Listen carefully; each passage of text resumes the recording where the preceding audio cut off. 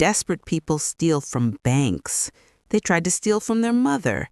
This, she tapped the emails, is our nuclear option. This gets us a summary judgment. This ends the case. You want to know what betrayal tastes like? It tastes like the lukewarm, too sweet iced tea your son's wife makes, sipped on your own back porch while they explain with these plastic smiles how they've solved your problem. The problem of you, the problem of your life, your memories, your home. The for sale by owner sign wasn't even in the ground yet when my daughter-in-law slid the tablet across the patio table, the Zillow listing glowing like a neon tombstone for my 78 years. "Surprise," she chirped. "We thought you'd be thrilled. No more burden." The photo was of my house, my kitchen, the sunlight falling on the linoleum I'd worn thin, pacing with colicky babies. They'd taken it last Thanksgiving while I was upstairs napping. Before we begin, drop a comment below with your country and what time it is right now where you're watching, whether it's sunrise in Nairobi, midnight in Australia, afternoon in Canada, or evening in France. I want to know. Don't forget to like and subscribe. Don't just sit back. Tell me where in the world you are. Now let's dive into the story. My name is Althea Parma. I lived at 2143 Sycamore Bend in the Maplebrook subdivision of Middleton, Ohio. It's the kind of place where the lawns are flat and green as pool tables, and the biggest scandal last year was the Henson's rogue inflatable snowman they left up until March. I raised my two boys, Dennis and Trevor, in that 3-bedroom ranch. I buried my husband, Gerald, from that house. Every crack in the driveway, every lilac bush by the garage, every squeaky floorboard in the hall that sang a specific note, that was the score of my life. The day they surprised me was a Saturday in late May. The air smelled of cut grass and impending barbecue. They'd all come over, Dennis and his wife Marla, Trevor and his new girlfriend, some young thing named Crystal, who kept calling the house adorably vintage. They brought sub sandwiches.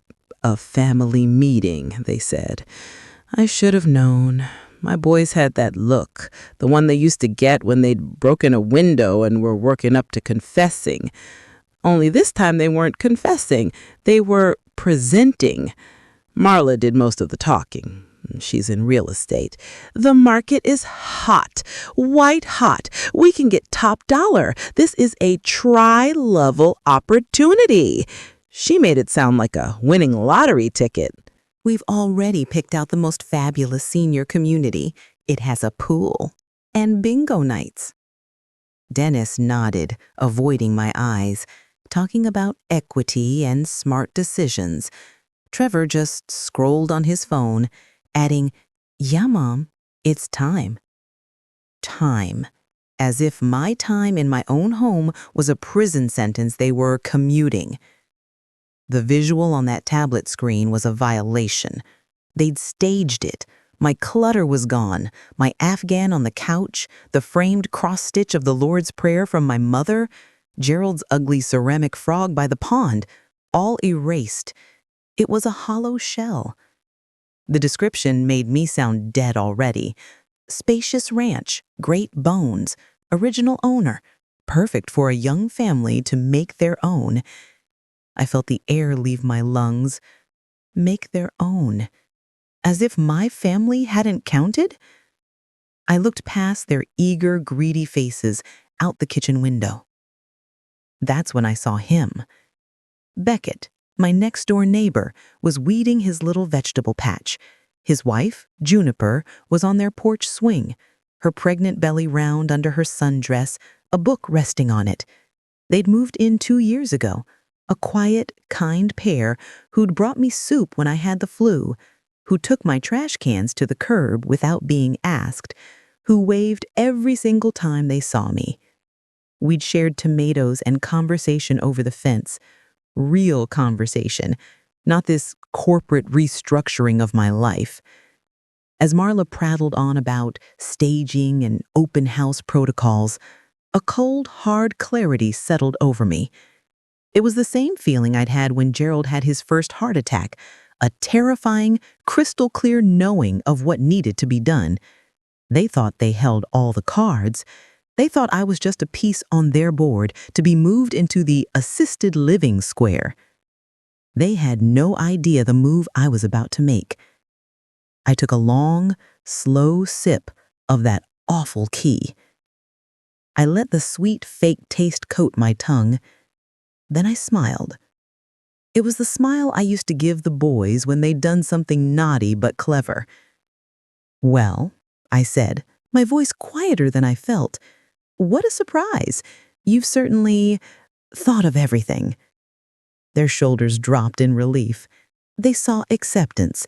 What they were really seeing was the first move in a game they didn't know we were playing. The game for my home, my heart, my legacy. And I already knew who my allies were. They were right next door. The family meeting devolved into a celebration for them. Marla started talking paint colors. "Neutralize the oak trim, it's so dated."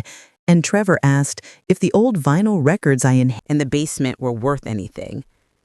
Dennis, my firstborn, finally looked me in the eye and said, "You'll thank us, Mom. It's a lot of work for you here." His hand on my shoulder felt like a weight, pinning me to a future I didn't choose. I just nodded, playing my part, the grateful, slightly confused old bird being led to a gilded cage. They left in a flurry of backpats and promises to handle everything. The Zillow listing now live in the digital cosmos, summoning strangers to judge my life. The silence they left behind was deafening. But it wasn't empty. It was filling fast with a steely resolve. I watched their cars disappear around the bend. Then I turned my back on my quiet house and walked straight out my side gate, into my own backyard and up to the weathered cedar fence that separated my property from Beckett and Juniper's. Beckett was still there, now mulching around tomato plants.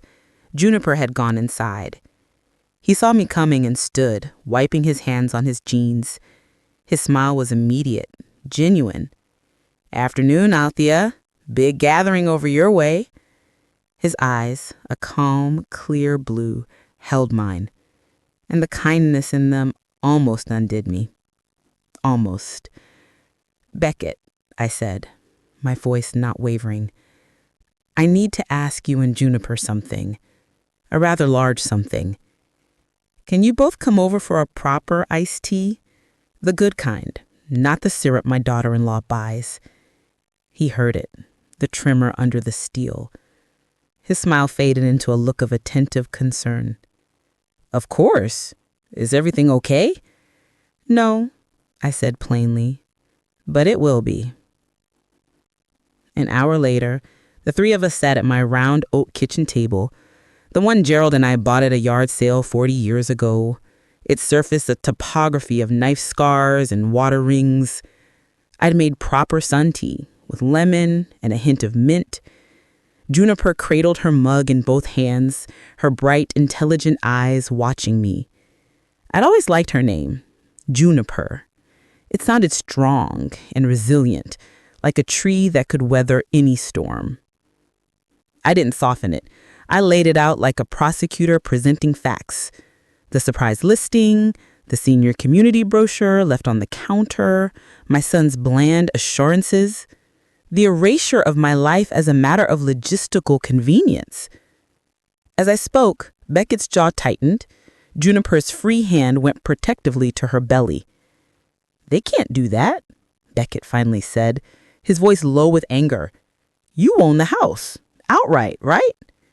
"Oh, I do," I said, "but they're counting on two things. That I'm too old to fight, and that I love them too much to cause a scene. They're right about the second one, or they were." I took a deep breath, "which is why I'm not going to fight them. I'm going to preempt them." I laid my hands flat on the table. I want to sell you this house. Today. Well, as soon as we can get a lawyer to draw it up. They stared, stunned. Juniper recovered first. Alfia, we couldn't possibly afford this house. The market here, Marla's not wrong, it's insane. We're saving, but we're years away, especially with the baby. I held up a finger. You misunderstand me. I'm not selling it to you for market value. I'm selling it to you for $1. The silence in the kitchen was absolute, broken only by the hum of my old refrigerator. Beckett looked like I'd spoken another language. $1? He repeated. And a lifetime of company, I added, my voice finally softening.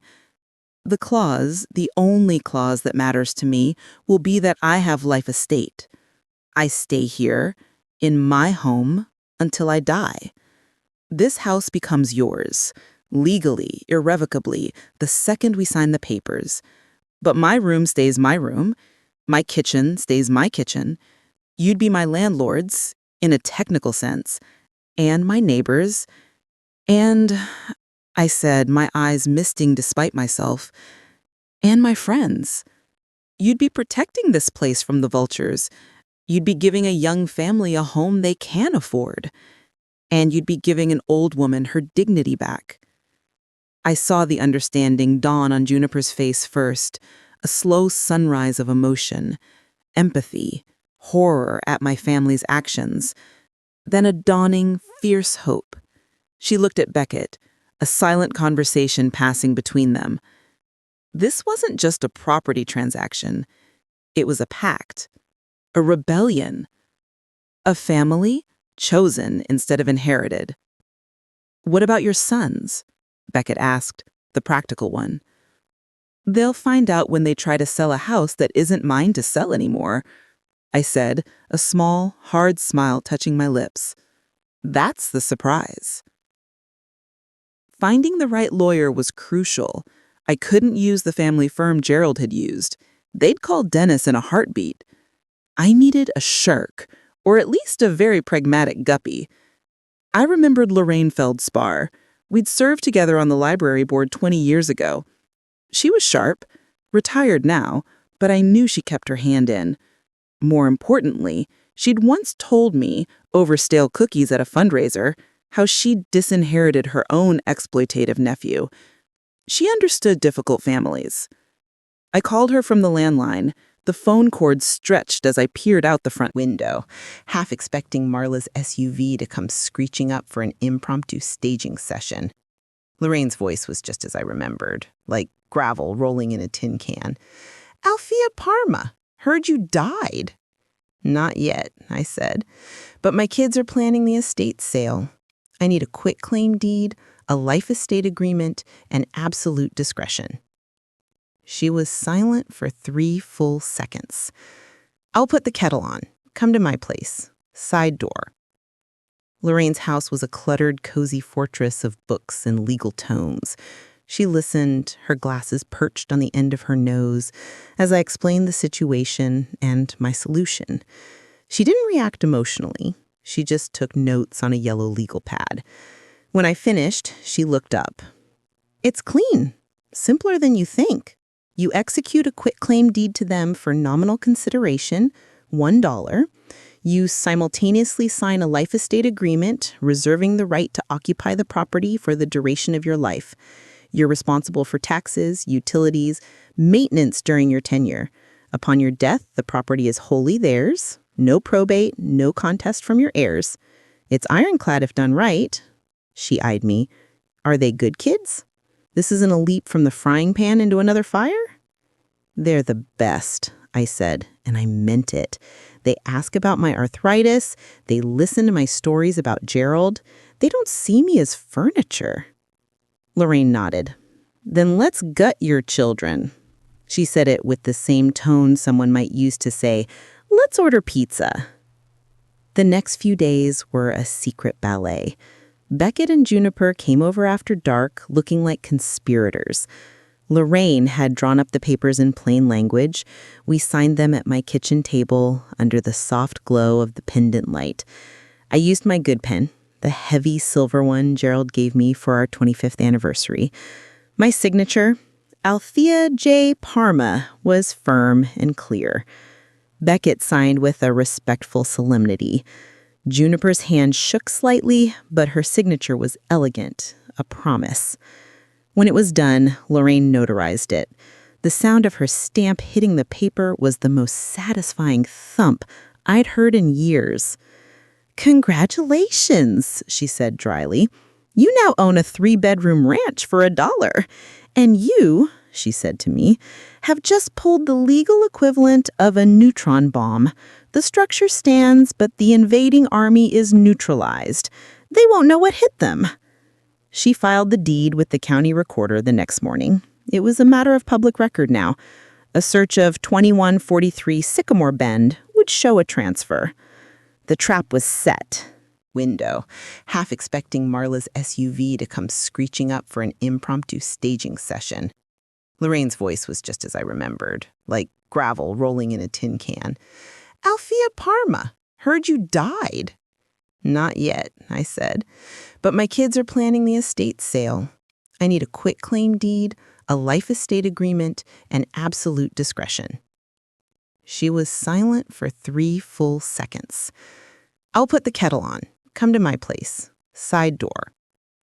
Lorraine's house was a cluttered, cozy fortress of books and legal tomes. She listened, her glasses perched on the end of her nose, as I explained the situation and my solution. She didn't react emotionally. She just took notes on a yellow legal pad. When I finished, she looked up. "It's clean. Simpler than you think. You execute a quitclaim deed to them for nominal consideration, $1.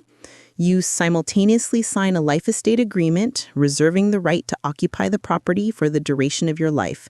You're responsible for taxes, utilities, maintenance during your tenure.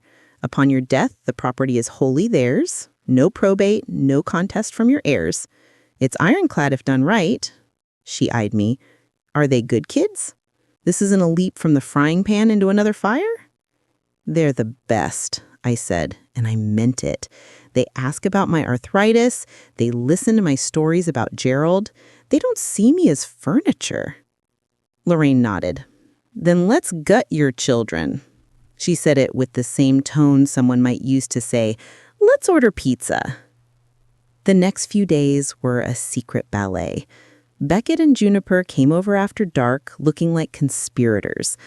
Lorraine had drawn up the papers in plain language. We signed them at my kitchen table under the soft glow of the pendant light. I used my good pen, the heavy silver one Gerald gave me for our 25th anniversary. My signature, Althea J. Parma, was firm and clear. Beckett signed with a respectful solemnity. Juniper's hand shook slightly, but her signature was elegant, a promise. When it was done, Lorraine notarized it. The sound of her stamp hitting the paper was the most satisfying thump I'd heard in years. "Congratulations," she said dryly. "You now own a 3-bedroom ranch for $1. And you," she said to me, "have just pulled the legal equivalent of a neutron bomb. The structure stands, but the invading army is neutralized. They won't know what hit them." She filed the deed with the county recorder the next morning. It was a matter of public record now. A search of 2143 Sycamore Bend would show a transfer. The trap was set. All that was left was to wait for my family to spring it. Marla, in her relentless efficiency, scheduled the first brokers open for a Wednesday afternoon. "Just to get feedback from agents, Althea. No big deal." She told me to be gone from 1 to 4. Maybe go see a movie. The condescension was a physical thing, a pat on the head. I didn't go to a movie. I went to Beckett and Juniper's. We sat in their living room, which was furnished with a mix of IKEA and meaningful hand-me-downs, much like mine once was. Juniper made popcorn. We had a perfect, unobstructed view of my front yard through their bay window. At 12:45, Marla's white Lexus arrived. She was followed by a parade of sedans and crossovers. Men and women in sharp blazers emerged, clutching clipboards and iPads. They circled the house like ants assessing a crumb. I saw Marla point out the roof, the siding, her mouth moving a mile a minute. She had a key. She let them all in. My chest tightened. Strangers were walking through my home, judging the width of the hallways, the age of the appliances, the view from my bedroom window. I imagined them opening closets, peering into the bathroom, their minds calculating square footage and renovation costs. It was a violation. Juniper, without a word, reached over and took my hand.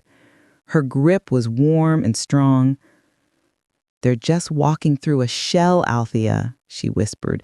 "They're not touching your home. Your home is right here." She was right. My home wasn't in the drywall and pipes. It was in the memory of teaching Dennis to ride his bike on that very driveway. It was in the ghost of Gerald's laugh booming from the garage. It was in the quiet understanding in this room, with these two people who saw me as a person, not a problem. Beckett shifted in his chair. "It's galling to watch." "It's necessary," I said, my voice even. "They have to believe it's theirs to sell. They have to get invested." I took a deep breath. The higher they fly, the harder they fall. The agent stayed for about an hour. I saw one point to Beckett and Juniper's house, then to mine, probably noting the well-kept yard, the quiet street. Selling points. If only they knew. As the last car pulled away, Marla stood on the front porch, alone. She pulled out her phone, beaming. I could imagine the call. "Dennis, baby, it went amazing. The feedback is stellar. We're going to get multiple offers. I can feel it." She looked triumphant, victorious. She had successfully commodified my life. She locked up, gave the house one more satisfied, proprietary glance, and drove off. I waited a full 10 minutes in the silence. Then I stood. "Well," I said, brushing popcorn kernels from my lap, "I believe I'll go home now." Walking back across the two lawns felt like a reclaiming. I unlocked my front door. The house smelled faintly of foreign perfume and ambition, but it was still mine. It would always be mine until my last breath, and then it would belong to someone who loved it, not just what it could be traded for. I went to the hall closet, moved aside the winter coats, and felt for the small metal box on the top shelf. Inside, next to Gerald's old dog tags, was a spare key to Beckett and Juniper's back door. I took it out and held the cool metal in my palm. An exchange of keys. That felt more like family than any DNA ever could. The call started 2 days later. Marla was breathless with excitement. "Althea, we have an offer, a full-price offer. Can you believe it? And they're willing to do a 60-day close. It's a dream." I made my voice sound frail, confused. "Oh my, that was fast." "It's this market," she crowed. "I told you. Now, we need to get over there tonight to sign the counter offers.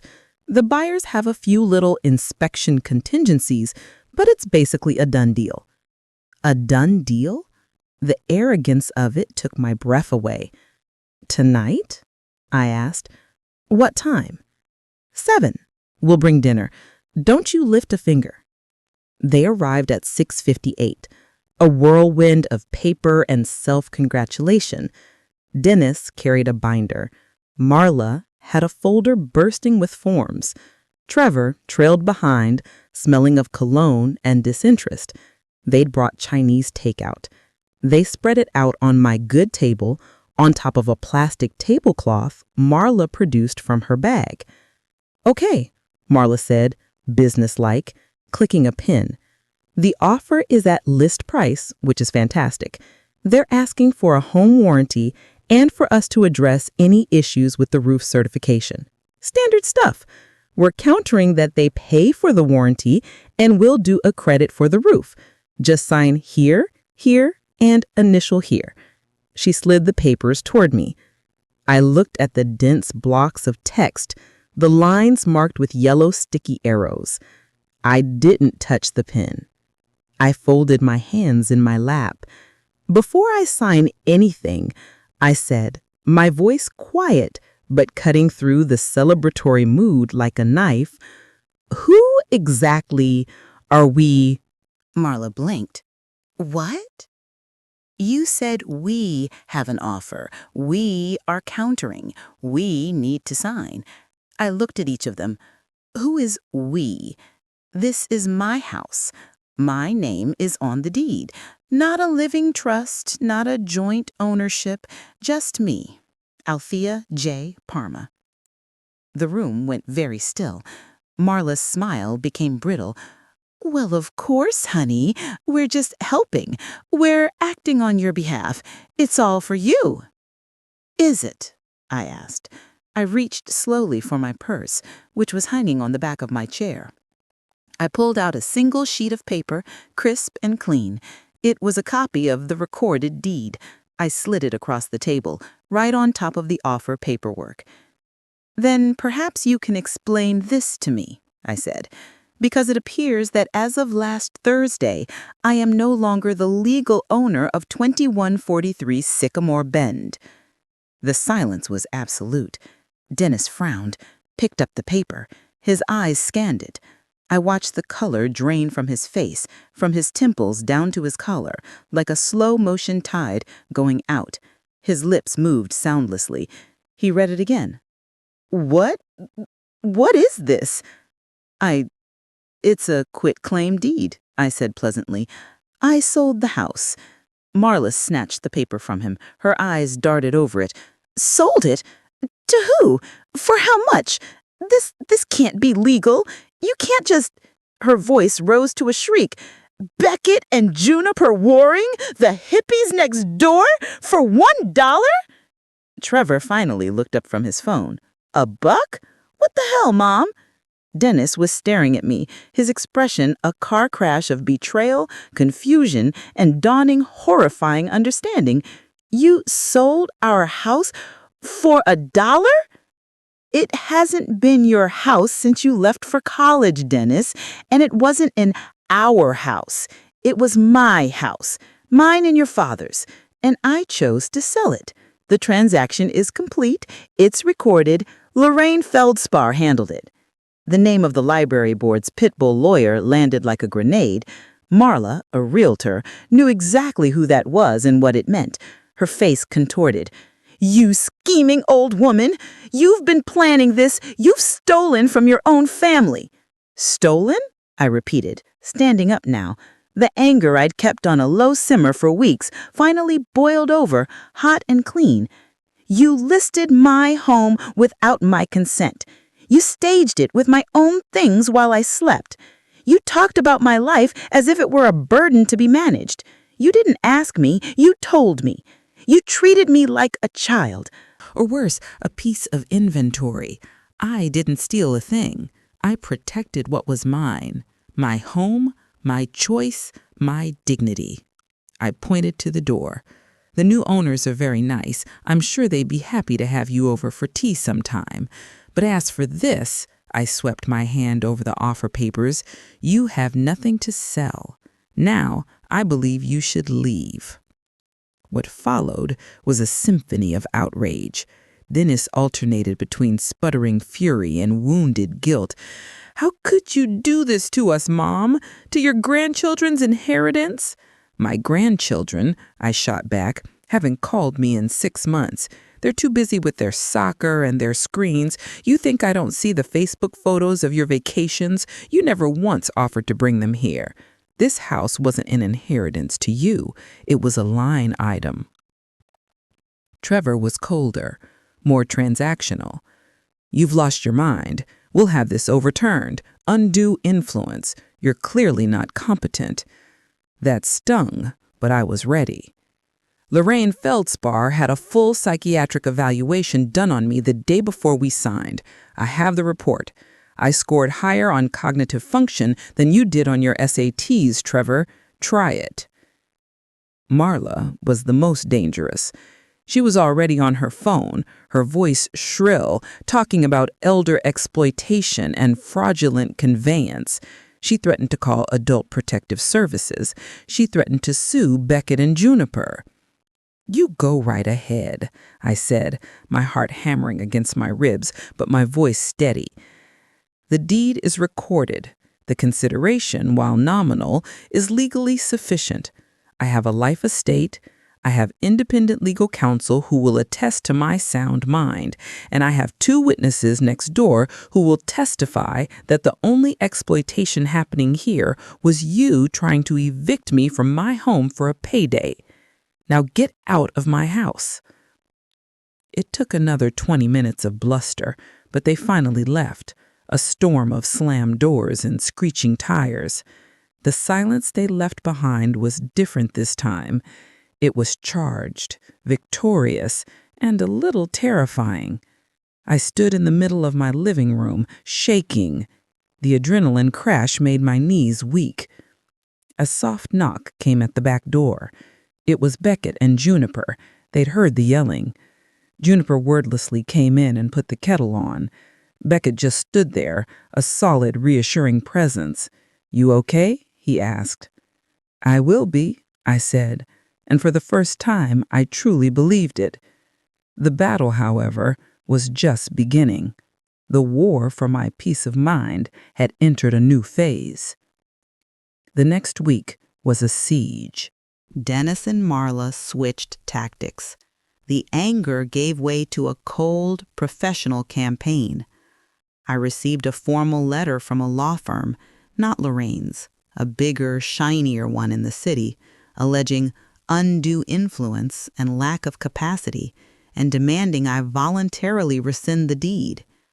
Lorraine responded with a 3-page letter that was essentially a legal masterpiece of go pound sand, citing case law and including a copy in my cognitive assessment. Then came the wellness checks.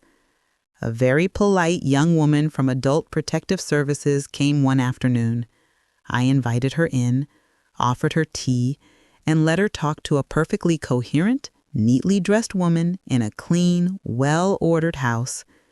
I showed her the for sale listing my family had created and the deed to my new landlords. The social worker left looking embarrassed, her notes brief. I knew Marla had made the call. The gossip started in the neighborhood. I'd seen Mrs. Gable across the street peering from behind her curtains. I got a pitying call from an old bridge friend saying, I heard your boys are so worried about you, Althea. Marla was playing the heartbroken daughter-in-law, spinning a tale of a confused widow being swindled by predatory neighbors. The most painful weapon was emotional.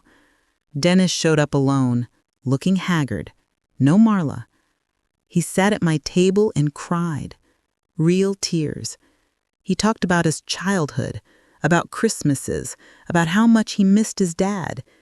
He said he was sorry, that they'd gone about it all wrong, that they just wanted what was best for me. But this mom, selling to strangers for $1? It feels like you're spitting on Dad's memory, on our family.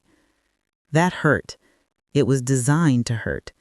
For a moment, the old Althea, the one who soothed every skinned knee and bruised ego, wanted to fold, to make it better. But I saw the calculation behind the tears. The moment I relented, Marla would be back with the paperwork. Your father, I said, my voice thick, built this house for our family, for love, not for a real estate flip. You and Marla were turning his love into a commission check. Beckett and Juniper, they're extending his love. They're making a family here just like we did. They're honoring it. You were just liquidating it." He left, angry again. The connection severed. I wept after he left, great heaving sobs for the little boy I'd raised who was now a stranger. Juniper heard me and came over. She didn't offer empty platitudes. She just sat with me, her hand on my back, until the storm passed. "I feel like I'm at war with my own blood," I whispered. "You're not at war," she said softly. "You're defending your peace. And we are your allies. We are your reinforcements. You are not alone in this trench, Althea. Not anymore." Reinforcements arrived from an unexpected quarter, the neighborhood itself. The HOA, usually a source of nuisance letters about fence stains, had an emergency board meeting. Marla, in her crusade, had been canvassing neighbors, trying to drum up support, portraying Beckett and Juniper as grifters. It backfired spectacularly. Old Mr. Gable from across the street, it turned out, had been quietly fuming. His daughter had tried to put him in a home last year. He stood up at the meeting, which Beckett and I attended, and said, "Althea Parma has more sense in her little finger than that daughter-in-law of hers has in her whole body. If she sold to the Waring kids, she had a damn good reason, and it's nobody's business but hers." Others spoke up. Beckett had helped jumpstart countless cars. Juniper ran the yearly canned food drive. They were good people. The tide of opinion, fueled by a universal fear of being made powerless in our own homes, turned in our favor. The HOA president, a sensible woman named Rita, essentially told Marla to cease and desist spreading defamatory gossip or face legal action from the board. It was a small victory, but it was oxygen. We weren't fighting in the dark anymore. We had a village, however small. Then the legal hammer fell. Lorraine called. They filed a lawsuit, quiet title action. They're trying to have the deed invalidated. It's a Hail Mary, but we have to respond. A court date. The thought made me nauseous. My private family tragedy was going to be aired in a public courtroom. My deficiencies, real or imagined, would be debated. Beckett and Juniper's characters would be dragged through the mud. "I'm so sorry," I said to them that night. "I dragged you into this mess." Beckett shook his head. "You gave us a home, Althea. This is just the closing costs." Juniper nodded. "This isn't your mess, it's theirs. And we're not letting them make us or you feel like we did something wrong. We did something right." We huddled with Lorraine. Her strategy was brutal and brilliant. We don't just defend, we attack. We file a counterclaim for intentional infliction of emotional distress, for elder abuse. We subpoenaed their financial records. Let's see how their concern for your well-being holds up when we ask for proof that the proceeds from the sale were ever intended for your care and not for their own portfolios. She smiled thinly. People like Marla and Dennis are bullies. The papers were filed. The stakes were officially raised. The discovery process was intrusive and ugly. We had to turn over years of my financial records, medical history, everything, but so did they. Lorraine's subpoena was a fishing net, and it caught some ugly fish. She came to my house one evening, a manila folder in her hand. "You're not going to believe this," she said. No triumph in her voice, just cold disgust. She laid out printouts, emails between Dennis and Marla dating back months. Subject lines: Mom's equity, senior living cost-benefit analysis. They discussed the appreciated asset of my house and how its sale could fund the kids' college plans and finally get us that mountain cabin. There was a spreadsheet. My house was a line item. My estimated equity was split, with a column for Mom's assisted living costs and a much larger column for family distribution. The most damning email was from Marla to a friend, sent the day before their surprise family meeting. Finally getting Dennis on board to move the old bird out. The place is a gold mine. Once we clean out the Depression-era crap, we'll list. She'll fuss, but she's too soft to really fight. We'll have her in Shady Oaks by fall. Depression-era crap. My mother's china. Gerald's books. My life. I felt cold. The clinical, avaricious planning of it was worse than the emotional betrayal. I was a resource to be harvested. There's more, Lorraine said. She showed me Dennis's credit card statements, large charges for luxury goods in the months leading up to the listing. He was leveraged. They needed the money. They weren't just being arrogant, I said, my voice hollow. They were desperate. Don't you dare feel sorry for them, Lorraine snapped. Desperate people steal from banks. They tried to steal from their mother. This, she tapped the emails, is our nuclear option. This gets us a summary judgment. This ends the case. She was right. But holding that evidence felt like holding a dead rat. It was proof of a sickness I hadn't wanted to see. Their lawyer called Lorraine the day after the emails were officially entered into discovery. The tone from the other side changed completely. The bluster vanished. They wanted to talk settlement. A meeting was arranged at Lorraine's office. I insisted Beckett and Juniper come. We were a unit. Dennis and Marla came with their lawyer. Trevor was nowhere to be seen. The air in the room was frigid. Dennis looked old. He wouldn't meet my eyes. Marla's defiance had crumbled into a brittle, frightened tension. Their lawyer did most of the talking. He proposed dropping the quiet title action in exchange for us dropping our counterclaims. A clean walk away. Lorraine leaned forward. Not good enough. My clients have incurred significant legal fees. They have endured defamation and severe emotional distress. Furthermore, we require a legally binding agreement. You will sign a document stating that you acknowledge the transfer of 2143 Sycamore Bend to Beckett and Juniper Waring as valid and irrevocable. You will renounce any and all future claims to the property, both during Mrs. Parma's life estate and after her passing. You will also agree to a mutual non-disparagement clause. And you will pay my clients legal fees. Marla gasped. Pay their... Or, Lorraine continued, as if she hadn't spoken, we go to court, and we enter these emails into public evidence. I will make sure the local news, who loves a good elder abuse story, gets every salacious detail. Your professional reputation, Marla, won't survive it. And Dennis, your standing at the firm, well, it was checkmate. I watched my son's face. I saw the moment he realized he'd lost everything, the house, the money, and now, finally, his mother. The shame was complete. He nodded. Barely a movement. We'll sign. They signed the papers right there. It was over in 20 minutes. No apologies, no explanations. Just the scratch of pens and the defeat in Dennis's shoulders. As they stood to leave, Dennis finally looked at me.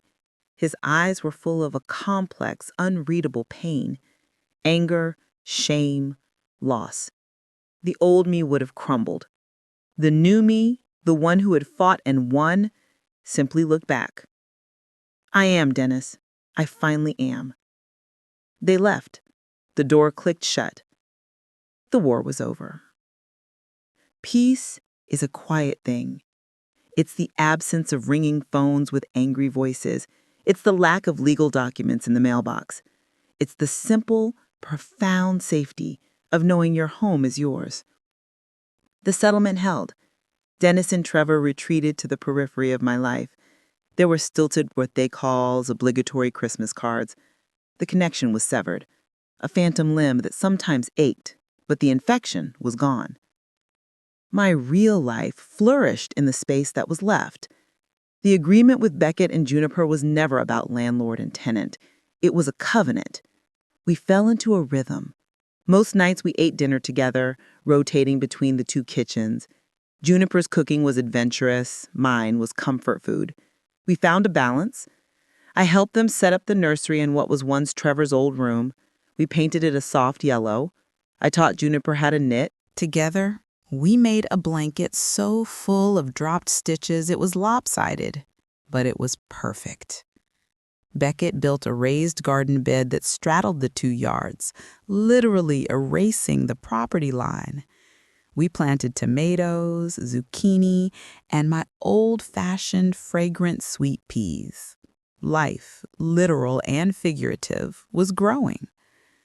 One evening in late September, we were on my back porch, watching the fireflies.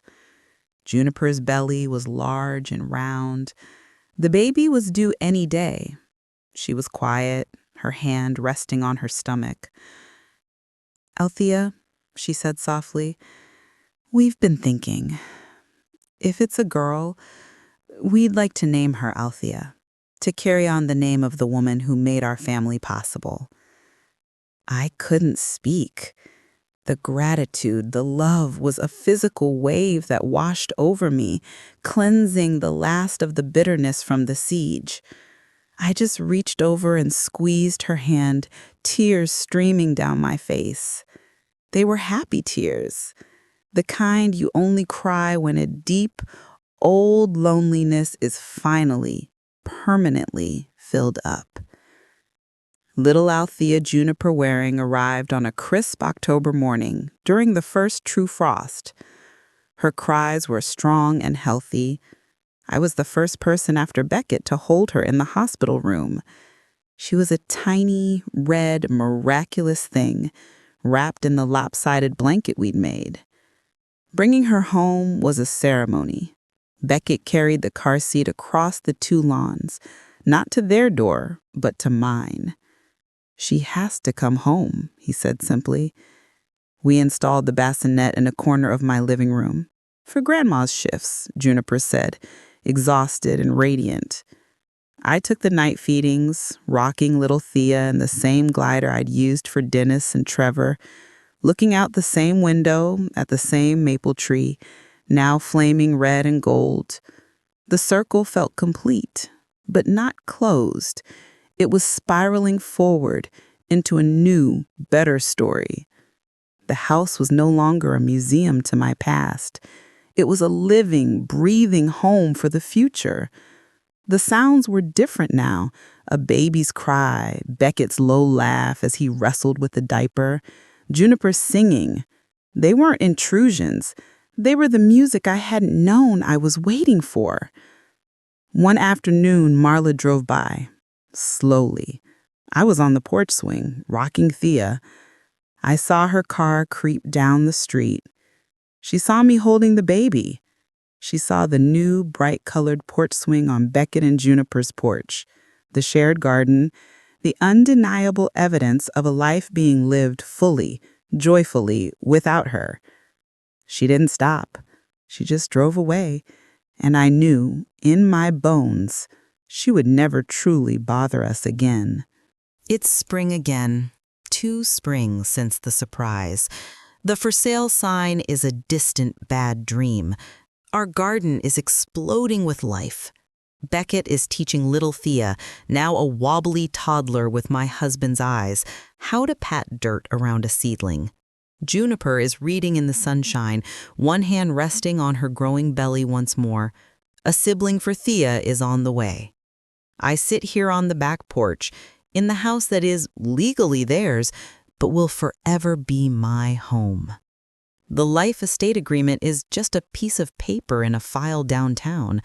The real contract is written in the shared meals, the laughter over spilled milk, the quiet comfort of passing each other in the hall. My boys? They're out there, living their lives. I hope they're happy. I've made my peace. The inheritance they wanted was made of money and wood. The inheritance I'm creating now is made of stories and soil and love. It will live on in a little girl who bears my name and in the family that chose me as surely as I chose them. $1 and a lifetime of company. It was the best deal I ever made. No, it wasn't a deal. It was a trade. I traded their betrayal for a deeper belonging. I traded their surprise for my own better one, the surprise of finding family in the unlikeliest of places, right next door. The sun is warm on my face. Thea toddles over, a dandelion clutched in her grubby fist. "Gamma," she proclaims, offering me the weed like it's a royal scepter. I take it. "Thank you, my darling. This is my house. These are my people. This is my victory."